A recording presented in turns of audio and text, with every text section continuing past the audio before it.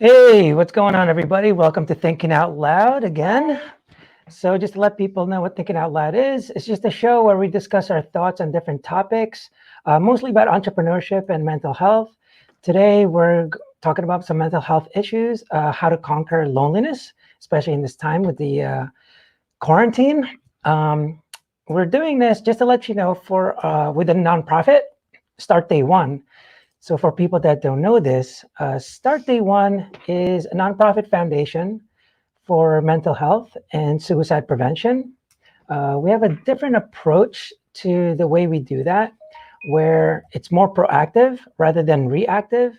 Most organizations are very reactive and they actually wait for mental issues before they even help you out. So we believe that reaching out to people beforehand is much more effective instead of asking you, hey, when you have the mental issues, then you can call me. So it's just like a healthy diet, right? You don't wait until you're overweight to start exercising. You should do that at any time. So that's kind of what we do with Start Day One. And the reason we do these videos is because we want to be able to reach people out proactively. No one's probably going to call for help when they just feel depressed, lonely, or anything like that, but they don't realize they're slowly, getting some mental health issues. So anyway, just to help us with our discussion, we actually invited a special guest. It's Andrew Carlson. He's got some experience with his own stories of battling mental health, and he's helping out other people now as a life coach and with business and personal. So welcome, Andrew. Thank you so much for having me on the show. I'm so excited. Yeah, definitely. So I think to start off, why don't you tell the audience a little bit more about yourself and just to get them to know you. Absolutely. So my name. Oh, babe.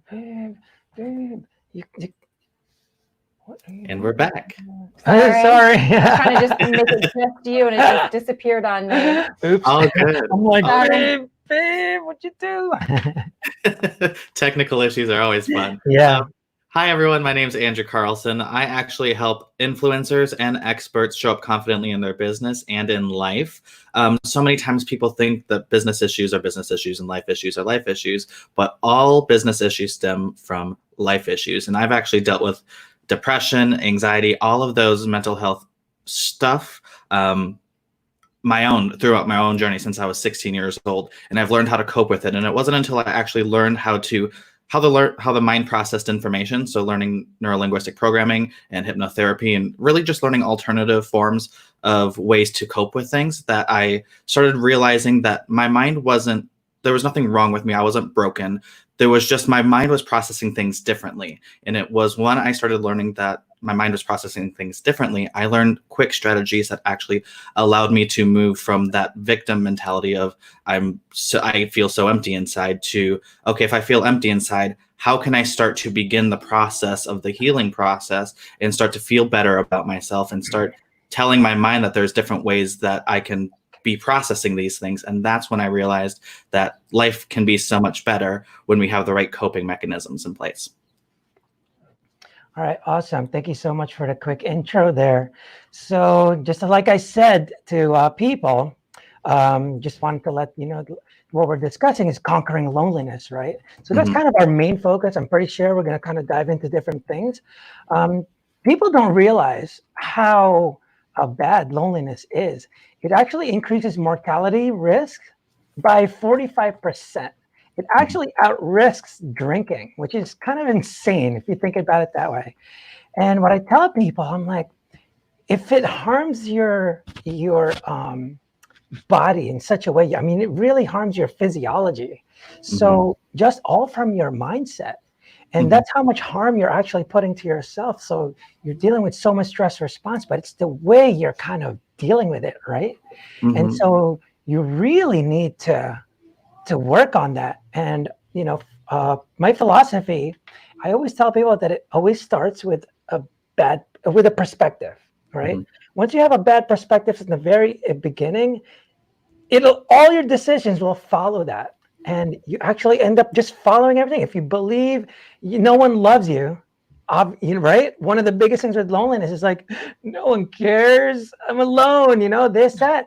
The thing is that's all internal. There's so many people that are going to look at you and go, what are you talking about?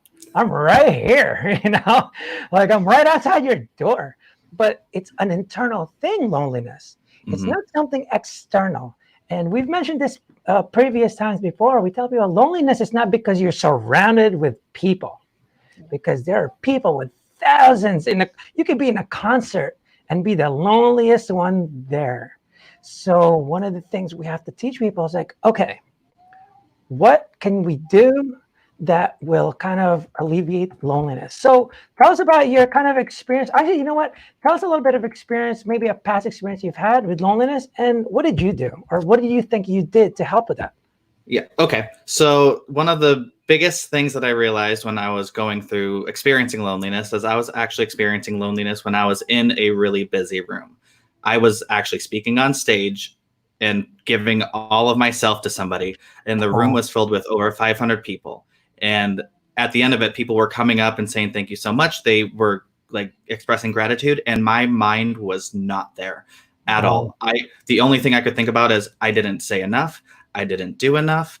I feel empty inside. I should feel happy, and yet I want to go run away and cry because I don't feel good enough, and it just felt super lonely. Like I was in that room, but I went home and I went through like a week of not doing anything, not saying anything, not posting anything. And it's one of those things where when you feel loneliness and when you feel lonely, the way that I coped with it was, when did I decide that I'm lonely? That's a question that we use a lot whenever we're working with people, is when did I actually decide that I'm lonely? Because what does loneliness actually look and feel like and sound like to me as an individual? So many people think loneliness is something that's external. I can't hang out with friends.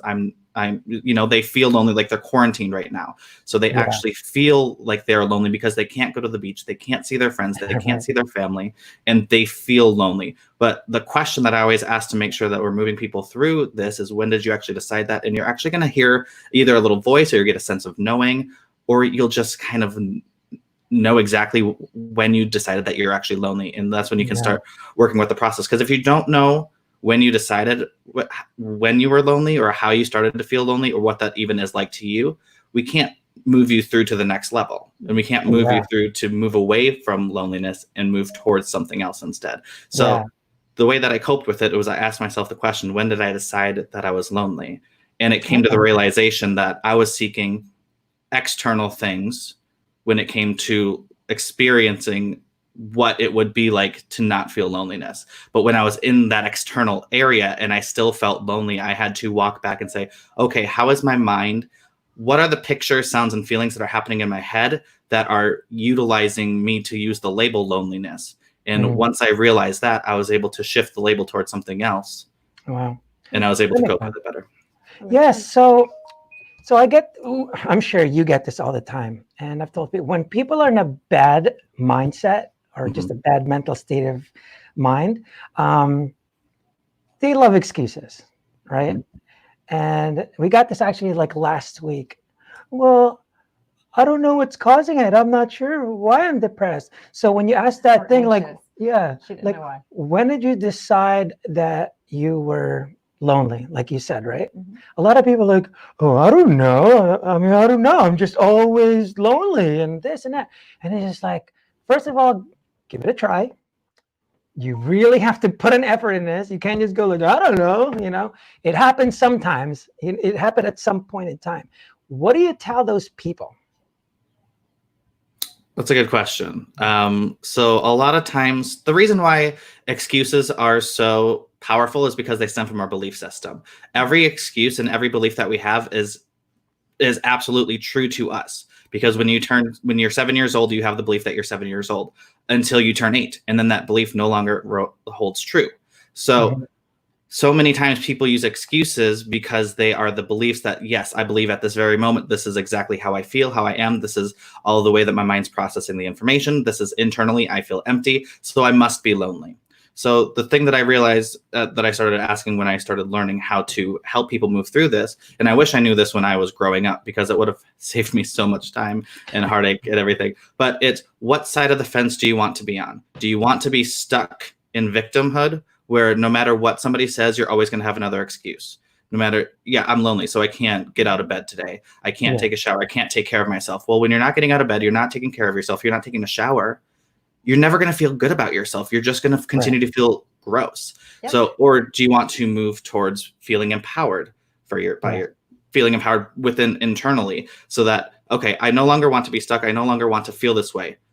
What do I have to do in order for my behavior and my belief system to start changing? So once you're able to start making that decision, it starts with a decision. And that's what most people don't realize. Exactly, once you have an excuse, it always starts with a decision to, okay, I no longer want to feel this way. How can I move myself there? Okay, I'm going to start taking responsibility for everything that's happened to me up until this point. Yeah. I express gratitude towards how my coping mechanisms helped in the past. And now I'm going to make the decision today to start feeling better. And there are different ways that we can do that. But again, when did I decide that? Once you know that, you're able to start moving forward once you make the decision. So, obviously, Kristen's telling me like the accountability. So when people have this, with the bad perspective, right? Like I mentioned before, there's two things. It's a double thing. They love excuses and they hate accountability. And we were actually talking about this because there's people that complain. Obviously, they're just excuses, right? But I don't know when the loneliness hits me, it just kind of comes up. And it's almost like, is that my fault? Like, you're accountable for that. That's an internal thing. There's no one in the world that can help you with that except you. And we were talking about that. And when people complain, I always want to say, like, you're accountable for this. It always comes out of nowhere. No one plans, like, I think in 5 minutes, my loneliness might hit me a little bit. And all of a sudden, it's just going to hit you and you have no control. They always have this idea that they're not in control of it. And that's what I don't like about these doctors and organizations, when they kind of help with the excuses. And instead of giving them the accountability for it, they're going like, oh, it's because depression. Like, it's not your fault. It's depression. To me, that's insane, because whether or not it's a surprise when it hits you, it's always a surprise. No one just gets sad and know, like, oh, in 5 minutes, I'm about to get sad. I know I'm smiling right now, but in 5 minutes, I know it. I just know it. It's always a surprise. The thing is how you respond to it. That you're in full control of. That's not something you can't control. And again, what's your perspective on this situation? So it's funny that you're saying that. It's about accountability, right? Absolutely. Because once they have that thought, and then they just get stuck in it, and they'll just give you one excuse after another, and it's like, listen, I'm just telling you to decide. Like you mentioned, when did you decide this anyway? And now I need you to make another decision. I need you to decide, why the hell can't you move forward? Because you're just giving me all the excuses in the world. And all I'm saying is, like, you should try this, because I'm trying to help you. I'm not trying to get help how to be lonely here. You know what I mean? So what are the tips? Now that we kind of got the perspective down, right? A little bit. And I'm hoping that's always our goal here. We're trying to help people. You got to change your perspective, because the decisions will follow that. So without changing the perspective, everyone will just kind of go back. But there are some tools you can use that can help kind of shift, right? To make that decision. The problem is, if you never change your perspective and you make that decision, you're going to kind of go back. It's kind of like when people blame alcohol for their alcoholism. It's not the alcohol. It's not the alcohol. It's you. And you're it's your mental issues, right? But when you blame the alcohol and all of a sudden they take a sip, they're like, oh, it looks like I'm back. I mean, I took a sip, so I'm in trouble. And it's kind of insane. But there are some tools, right? What specific kind of, tools or just activities or just whatever you think that could help people kind of navigate? Before I jump into the exact tools, because I think it's important to understand when it comes to perspective, you have two separate parts of our mind. There's the conscious mind and the subconscious mind. The conscious mind only picks up 126 bits of information at any given time. The subconscious mind picks up millions. So the conscious mind, although there's so much information that it can like grab, it can, of that 126 bits, and I'm of this bits of information that I'm randomly talking about, that's the sounds that you have going around you, the things that are in your eyesight, the things that you're smelling, all of those different sensations that you're feeling, they go into your mind, and your mind deletes, distorts, and generalizes all of this information. So your subconscious mind takes in everything. All of that 99.997 or 99.994% of information all goes into your subconscious mind. Your conscious mind only picks up so much. And then of the 126 bits of information, it can only pull 7 plus or minus 2 at any given time. And with how quickly everything is moving right now with TikTok and 15-second videos and all of these things, our attention span is getting shorter and shorter. So we have this huge perspective of what we think life is, but it's so small in comparison to your everything that's actually going into your mind. So all it does take is a simple mind shift.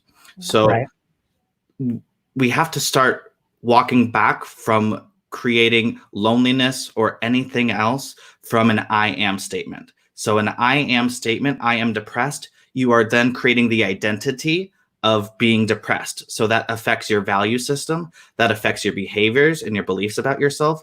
And when you start shifting the I ams, that's one of the biggest tools that we need to, that it's important to start shifting is I am blank, and insert what it is. So if you are saying I am lonely, you're not going to go from I am lonely to I am satisfied and fulfilled with life. There's no way, because you will never understand the value system of somebody who's living a fulfilled and satisfied life.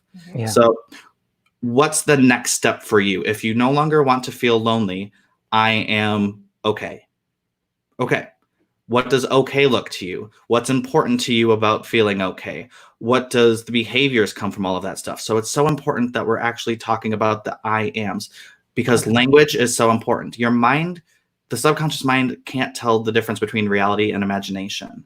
So right now it feels I am lonely, and you start having all of those things. You have the value system and the beliefs of all of that. But if you just start changing the I ams, your subconscious mind is going to start picking that apart and integrating all of that into your internal being. So that's the first tool that I would use, is shift your I ams. And then the next thing you want to look at is what's important to me, and ask yourself this question: what's important to me about feeling just okay? And really tap into the why behind you want to feel okay versus why you want to feel lonely. Because when you actually have that why, you have a sense of purpose into, okay, I'm ready to shift this. Because I kept saying, when I was going through depression and anxiety, every single time I'd say, I am depressed, I am anxious, I am this. But what happens is your belief system starts to spiral everything down, and everything, your perspective can only see all of that stuff between the filters of I'm depressed. So you're only going to pick up the reasons why you're depressed, and you're going to be in that echo chamber. So if you shift your I ams, your mind is going to shift its perspective automatically, and then you're going to be able to start spiraling up into I want to feel this way now, so this is how it's going to be. It's actually funny enough, coincidentally, I'm actually wearing this shirt. It says, your focus determines your reality. Amazing. Yeah. So, and it's funny because, just talking about that, when people focus on the things, that's where your kind of whole being follows, right? I've mentioned this to someone before.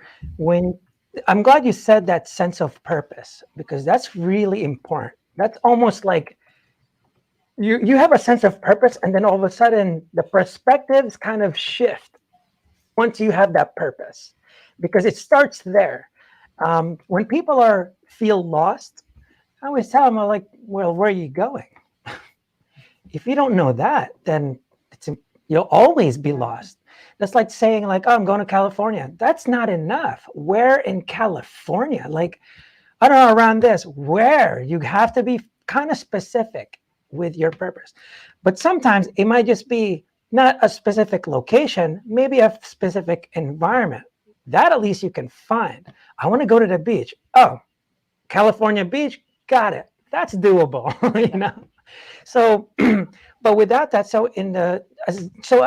I'll kind of use that as a metaphor all the time, right? With your sense of purpose, without a sense of purpose, it's gonna be hard to figure out where you're gonna try and go and how you're gonna have your perspectives, and that's why mental health and entrepreneurship to me goes hand in hand. For me, entrepreneurs are simply people that are solving problems. They just happen to be able to monetize it, right? So to me, it's like without that mission for a company, if you don't have a mission, it is going to be so difficult for you to tell people what you are. And now that we're talking about that, one of the things, at least for me, and I'm curious what your insights are, when people are saying, I don't have any friends, I'm lonely. To me, it's always like, that's a brand going like, I have no customers. Like, no one's buying. Well, what the fuck are you doing to get them to do that? Like, what are you doing? If you're being mean and rude, I'm pretty sure it's not going to work. So what are you doing? Because to me, it's providing that value and giving it, because that's how you'll actually create these bonding relationships. But when you're doing it as a form of taking, well, you're never going to create that bond with people because you just keep taking. If you gave more, they'll be even more inclined to give. And you should just basically have this like sense of gratitude, like that they're even giving anything. Like, oh, I didn't want anything back. I was just being nice to be nice. I'm just calling you to call you. Like, you don't need to keep calling me back. Like, because right, people always say like, I haven't talked in a while. You haven't called me. It's like, and the response always like, the phone works both ways. So it's like, call first. If you're feeling lonely, what are you doing about it? Like, simply call people just for the sake of giving value, because it's actually a sense of you get a progress. People get happier when you have some kind of progress with any part of their life, really. Whether it's gym, you're losing weight, whether it's work, you got a promotion. Anytime you have some kind of progress, you feel better. And giving. That's why some homeless people are more giving than people with money. Mm-hmm. Why is that? Because it gives them that sense of like, I guess, a sense of purpose in the world, that like, well, at least I'm providing some kind of value to someone, and now I'm not this like low level, person or whatever. So what are the things that you would say to like people that go like, I have no friends, like no one cares? Like, what do you tell those people? So there's an interesting saying in entrepreneurship of it's lonely at the top. Yeah. And my mentor always said, well, you're on the wrong mountain. Get off the mountain and find the next mountain. Because what happens is we go through experiences in life. And when we go through experiences in life, everyone thinks it's A to B. But what they don't realize is that journey is up and down. There are going to be days you don't feel good. There are going to be days where things just don't work out for you. There are going to be moments. So I always say, I never have a bad day. I have bad moments, and I can choose to have different moments, because once I realize that I'm choosing to have a bad day, I woke up on the side of the bed. Mm-hmm. Why does it have to affect your whole day? Because that's going to spiral you into the next day and the next day and the next day. Yeah. So it's first coming up with the self-awareness of, this is how I'm feeling. Yeah. So if somebody is going to say, I don't have any friends, I said that for the longest time. For the last 8 years in business, I always had the excuse of, I don't have a big enough network. People that I know in my network do not want to hire me. What I didn't realize is I could go make more friends. And the thing about that is, though, it's when you are feeling lonely, you are feeling depressed, you're feeling any of those things, because I can speak from a standpoint of depression because I've experienced it before. And it's something that on a day-to-day basis, I choose to make sure I don't fall back into that slump, because I very well could. I didn't want to be the person to annoy someone. I didn't want to be the person that was draining somebody else. I just felt like I was a burden to people. So the biggest thing that I always tell people is, if you could see yourself from my perspective, then you would truly understand how special and meaningful you are to me and to anyone else. I posted a TikTok the other day that was just about, I know I may not know you personally, but I care about you. And somebody had commented, you don't even know me. How can you say that? And I say, guess what? You're human. I care about every single person that comes across my feed and everyone that doesn't, because you're a human being and we all go through things. Yeah. When it comes to someone who feels lonely because they don't have any friends, it's how can you start to gain the confidence within yourself to go make new friends? Pick up the phone, call somebody, send somebody a text message, say, hey, I'm feeling really lonely right now. I need somebody to talk to. Are you free? Yeah. Most times people are going to be free, especially right now. They're not doing anything. Right. And if they're not Really free, busy right now, sorry. and if they're not free though, then it's a pattern where this person's never available for you. Are they even your friend? And if not, that's the self-realization of, then I need to start looking at different friends. I need to start looking and choosing a different reality than the one that I'm currently staying in. Yeah. And it's funny, going back to the entrepreneurship thing, just another analogy. We were talking about this, and there's this term that, in the startup game, they call product market fit. Basically, for people that don't know, it's when you have a business and you're just starting out, everything is an assumption. Everything it's an assumption until you get feedback or data. Mm-hmm.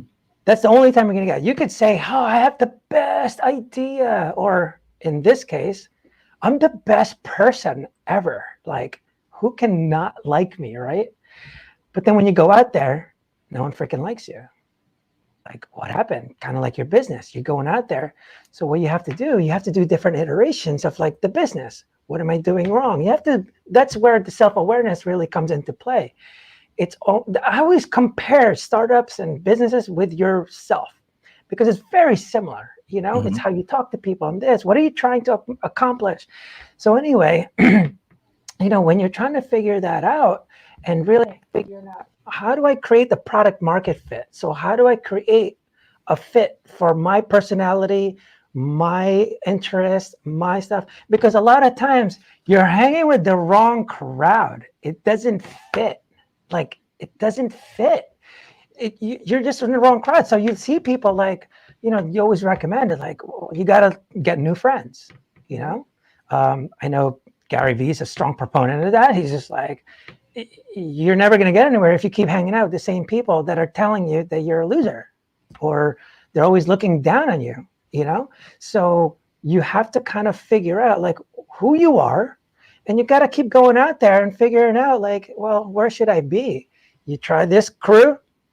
No, I don't think that's jiving. That's not it. But people are inclined to kind of stay because, well, I don't have any other friends. Like, these are kind of my friends.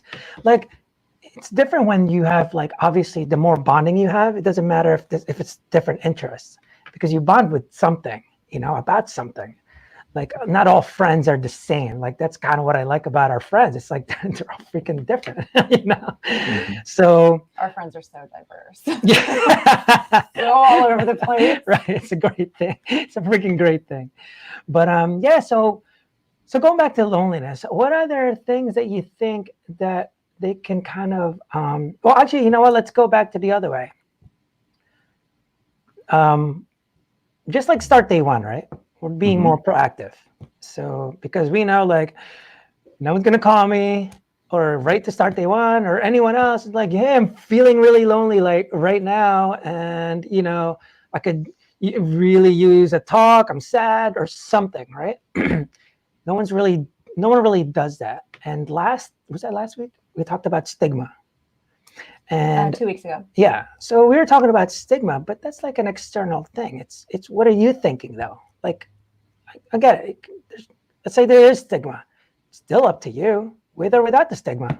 Like, so stop making it like you're not accountable for this. Right. Come from the decision. Right. It's like, what's your perspective on reaching out to someone? It's because you think you'll feel more of a loser than you already do now, because you're going to call and say, hey, I'm lonely.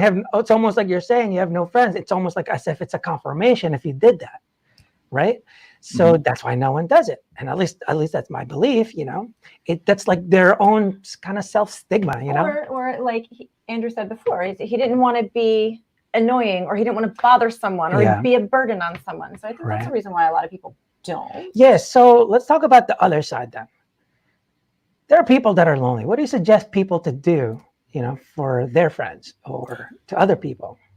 Okay, so the thing to realize is that we spend most of our time living in the comfort zone. Our mind is designed to protect us at all costs and keep us safe and alive. That's the two main functions of our mind. So we go through life kind of on autopilot, living in this comfort zone where nothing really great happens and nothing terrible happens. You get thrown out of the comfort zone when something great happens. Like I generated 40,000 followers on TikTok a couple weeks ago. Yeah. Overnight. And I was like, oh, that's super cool. And I was on this high. And then it went back to normal life. And I was like, okay, now there's nothing good or nothing bad really happening. It's just whatever. And then I fell into depression. So I'm out of the comfort zone again. And now I'm dealing with all of my emotions and everything. Yeah. And then it kind of just goes back to square one. So the first thing to realize is that it's going to feel, if you struggle with reaching out to people, it's going to feel scary. But when you think about where in relation, if you were to think about something scary and like going into a haunted house, where do you typically feel that emotion in your body? It's typically like in your chest area, like right here. Yeah. At the same time, if you were to go up to a roller coaster and it's one of the fastest roller coasters in the world and you love roller coasters, you're going to feel excited. Same thing. That's what happens. It's located in the same area. Right. So all we have to do is shift the label. But most of the time we label it as fear instead of labeling it as exciting or something different that allows us to be more proactive. So that's the first thing, is understanding that our minds are going to fight against us sometimes. So when we do feel like we need to reach out, but we're too afraid or don't want to be burdensome to reach out to somebody, it's that feeling that you're going to have to push through, because that's getting to because maybe you have a fear of judgment, you have a fear of ridicule, you have a fear of all of these different emotions. But what if, the question that I always say is, what if you don't reach out and something happens? Then what happens? So if the thing that I've really, really driven home to all of my friends is, there may be times when I seem very strong, and it's when I feel my outside appearance is super strong. That's when I need to be checked in on the most, because I'm masking it. I am shoving it down, all of the emotions. So our emotions have different layers. There's anger, sadness, fear, hurt, and guilt. Everything is capped with anger. So if any of those other emotions are underlying, eventually it's going to pop and something might happen. So I am putting a mask on of looking super strong. And that's when you have to reach out the most, is when somebody seems very strong. They may be going through one of the toughest battles of their life, and they're just trying to do everything in their power to keep it shoved down. So that's when it comes to the mind and how the mind works, being stuck in that comfort zone of, it's okay, I don't need to call anyone today. That's one of the most dangerous places to live in. If you have an urge to, like, that whisper in your head that's like, I need to call somebody, or maybe I should call this person. A friend of mine, she had that urge in the back of her head of, I should call this person. She didn't. She got on a plane. By the time she landed on the plane, he was no longer around because of a car crash. So it's one of those things, when you hear that whisper in the back of your mind, really listen to it, whether it is that I need to reach out to somebody, whether professional or just a friend, or I should really reach out to this person. Trust your gut. Trust your gut, because chances are your intuition is right, and it's telling you exactly what you need to do in that very moment. Yeah. It's funny, before when you were talking about that feeling you're getting, right? Same exact feeling, right? And basically all it is the stress response. It's the fight, flight, freeze response. People know it more as fight or flight. And all it is like before you were talking about how the mind takes it in. It doesn't know what reality is. So the response, the stress response, whether you're on a roller coaster or whether you're freaking out about some future consequence that might not even happen, you get the same response. You get that like heartache, like, oh man, what am I gonna do? And it's the same exact as a roller coaster, because your stress response is kicking, like, dude, there's a tiger after you, or just something. It's like, it looks like you have to get going. Mm-hmm. And it's funny how much control you have over that by simply changing your perspective. So an example was, there was this, I forgot who the doctor was. Anyway, they did studies. Everyone says stress is bad, right? Get it. I got it. Stress is bad for you. That's why there's so much. So what happens, actually, let's talk about why it's bad. Because the stress response, cortisol comes out. And when you're really freaking out, your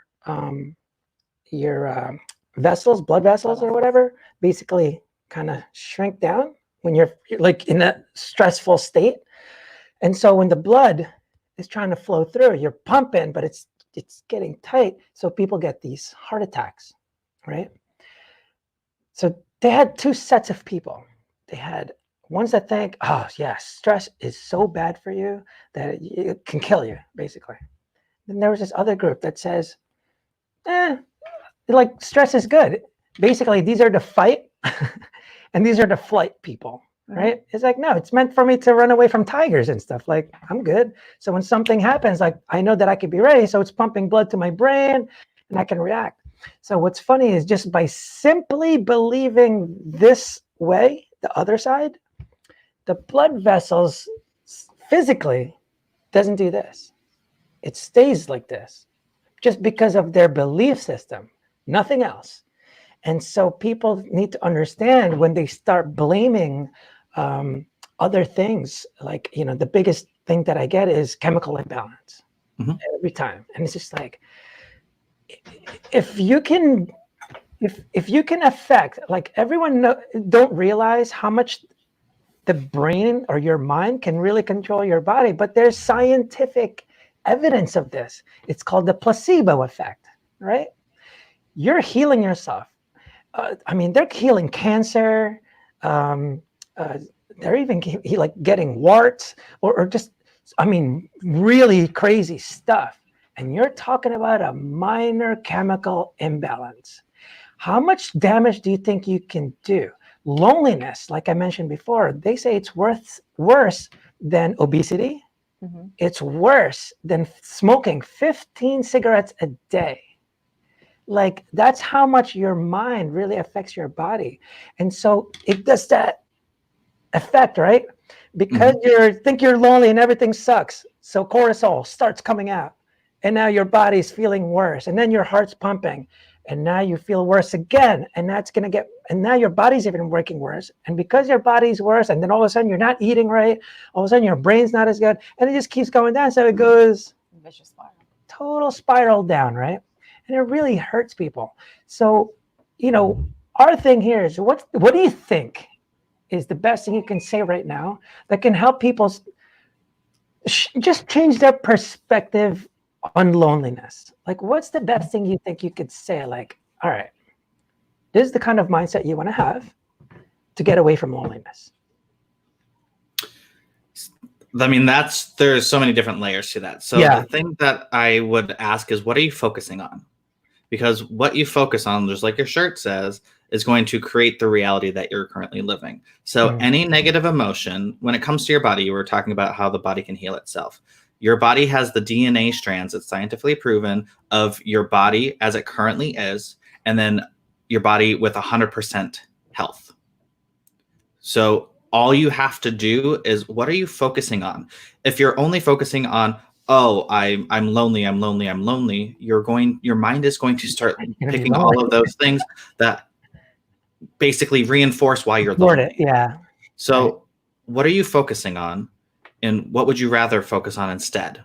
And the thing that people need to realize is, any negative emotion has been proven by Dr. Reichhammer when it comes to like cancer and stuff. Any negative emotion, he did studies and has over a 90% success rate of, you can look it up, Germanic New Medicine.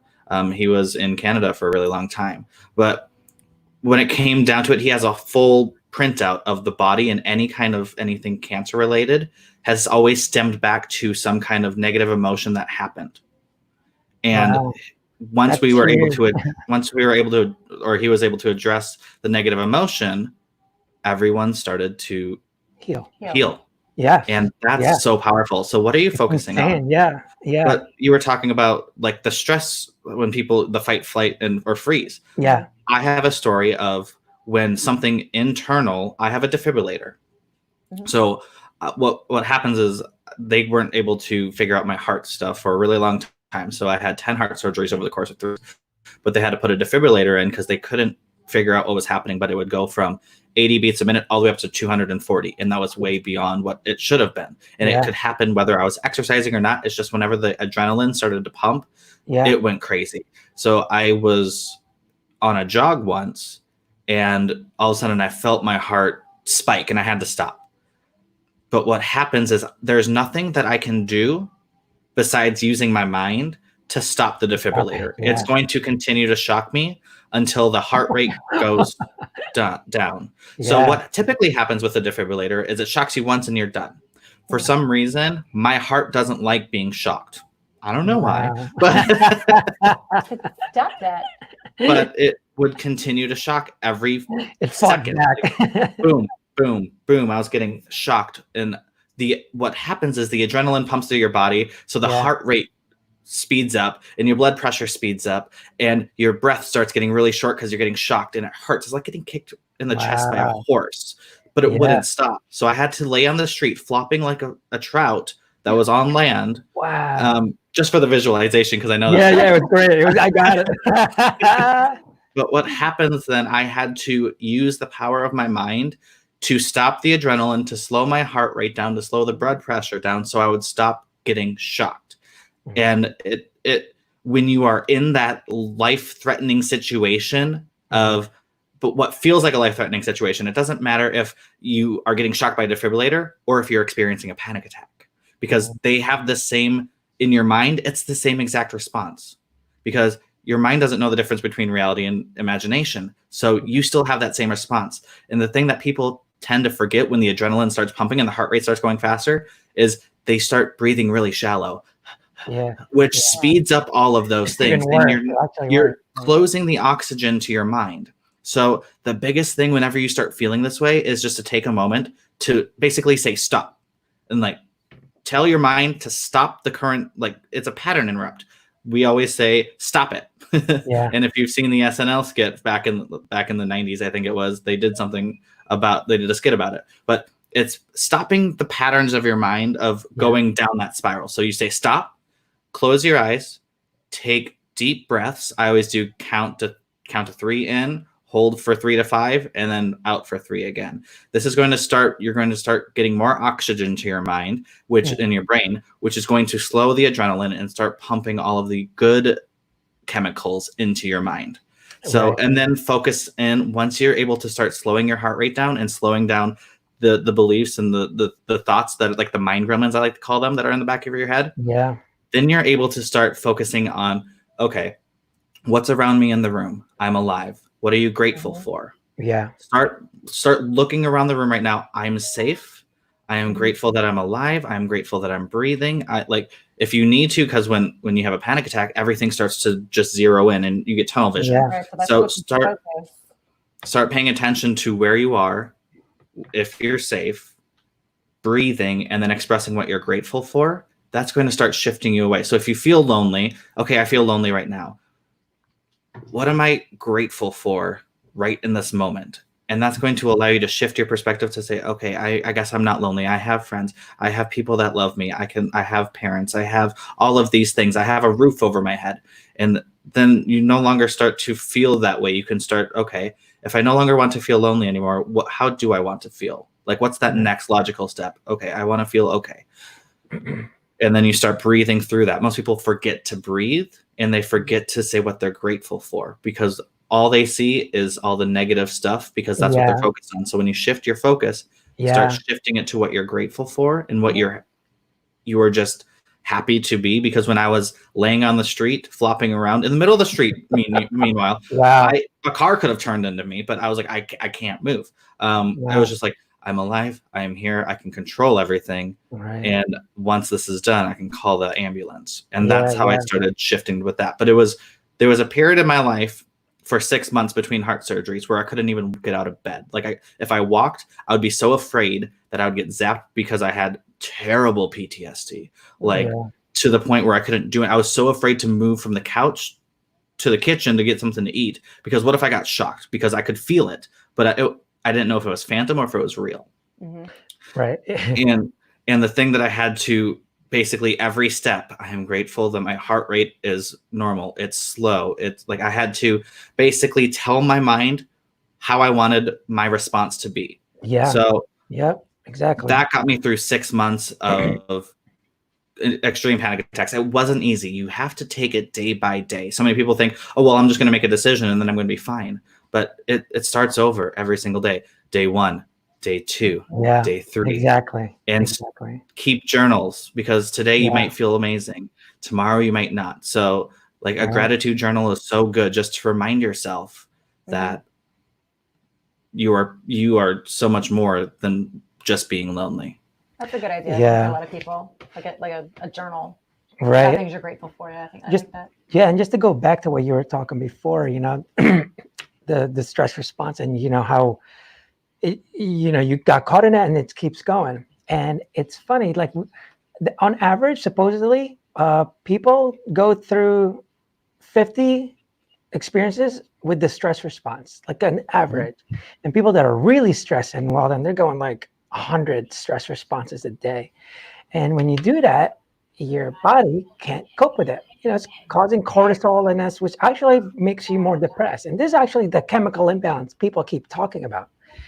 The only time your body can actually heal itself is when it's in a balanced state. They call it their relaxation response. That's actually the only time you heal yourself, internally, physically, and mentally. That's the only time. And so when people are lonely, right, that's a stress response, because basically your perspective is life sucks, this, that, and it's that future thinking. What's funny, animals, fight or flight thing only happens instantly, maybe like seconds after the what do you call it? The danger or threat has happened. It immediately goes to relaxation response, right back, because they're like, all right, no more tiger. They're good, yeah. And they're just, as humans, we tend to kind of prolong the stress response. So when you're down there on the thing, like, oh my God, am I going to die? Well, now you just added another stress response. Oh my God, am I going to get hit by a car while I'm down here? Hey, there's another one. And it's actually getting worse and worse and worse. So the breathing is one of the ways to get into that balanced state, to get into that relaxation response. Like, it's the only way you're going to heal yourself, man. Like, chill out. So that stress response, when you control that, and I'm glad you kind of brought up how to deal with that and to get into that balanced state, because people don't realize how much damage they're doing. And with the depression, anxiety, all of that can get amplified by simply your mindset on things. And I'm glad you mentioned the whole approach. So for people that don't know, we called it Start Day 1 because it signifies that there's a day 2, a day 3, a day 4, and so on. We've learned that people get so overwhelmed. So we're dealing with loneliness today. People get so overwhelmed, like, how's it really going to disappear by, what Andrew told me today? I'm going to call someone and I'm going to be cured. I'm no more loneliness. Come on. But to me, it's like doing 50 push-ups today is not going to lose you 50 pounds. Like, it's a day 1, day 2. So people are sometimes don't do anything because they're overwhelmed with all the shit that they have to do to make that change. Oh man, are you telling me to call someone and this and that? It's like, oh man, I'm just telling you to call one person right now and then call again tomorrow and then do something else tomorrow. And so when you start day 1, it actually helps. One of the things that to me that helps also, this is our theme color. It's actually teal. So what this stands for, we create an acronym of the things you can do to prevent mental health issues. And basically it's for time, effort, attention, and love. When you do those things, and that's not just something you give, these are things that we need. So when you can give yourself this, it actually helps you out. But you can also give teal to someone else. You put in the time, put in the effort, attention, and then the love. Well, you got to do the same thing to you. You got to put in the time to be self-aware. Be like, all right, what am I going through? Figure out when I decided I'm lonely, all that stuff, like you said, and then give it more attention. Like, okay, it looks like it was this, so I'm going to pay more attention to it. And and then, actually I missed effort. So you put in a little more effort, get the attention, and then you just got to love yourself, man, because it's so hard when you don't love yourself. Until then, almost everything's going to follow that. Your decisions are going to follow. So if you don't love yourself, all your decisions are going to follow. And all of a sudden you're hanging out with this freaking crazy ass wife. You know what I mean? Like, just an example. But, and because you didn't love yourself, so you ended up with someone. So you're always trying to prove yourself. And like I said, if you're not worthy, and everything just kind of follows that route, And so it's kind of cool that you mentioned the whole steps thing. Just for people to know, it's like, we're not telling you you're not going to be lonely tomorrow because you freaking saw this video. It's not what's going to happen. What's going to happen is, like, if you keep doing the same thing, basically you're exercising your mind, then you start getting rid of loneliness. And again, going back to entrepreneurship, you mentioned before, like, the whole like awkwardness of calling and this and that. Do you know how awkward it is to make a sales call? Like, so as a business, it's never gonna grow unless you do the uncomfortable things. People don't just come to you. Like, people get overwhelmed because they don't know where to start. And I read that you had that written somewhere on your website. I think, like, people get overwhelmed with like the list of things that they have to do, but they don't know where to start, so they do none of it. Yeah. Mm-hmm. Right. Well, what happens when people are overwhelmed is that they're focused on everything all at once. Right. Mm-hmm. And that's going to stop people from ever doing anything. Yeah. So instead of focusing on all of the things, walk it backwards, reverse engineer it and say, okay, what do I need to do tomorrow? Or what's the end goal? And walk yourself back from the end goal and back and back and back. So what do I have to do tomorrow, in a week from now, in a month from now? Map it all out. So once you do that and you actually have a plan, then it's okay. It could be something as simple as, okay, today I'm going to breathe and shift my language. And that's all I'm going to do today. And then tomorrow I'm going to pick up the phone. Yeah. There's this one saying, basically it says that people are overwhelmed, not because they have so much to do, they just don't know where to start. Yeah. And that's why start day one. It's like, you just have to start. Like, you just have to start, but you have to make that decision to start. So I hope that we've been successful kind of changing people's perspective and realizing, like, you just have to start, and you got to make the decision to. It doesn't come out of nowhere. So you have to decide to do this. No one can do it for you. It's always internal. Always, always, always.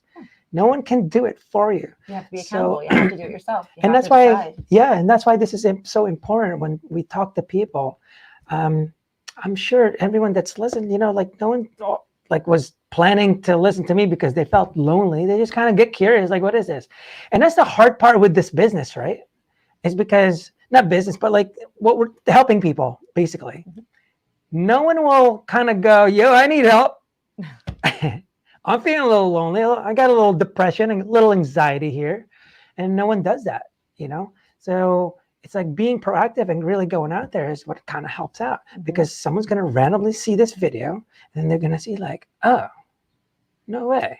I think I never really thought about when I decided I was lonely. Like, I never really thought about that. Right.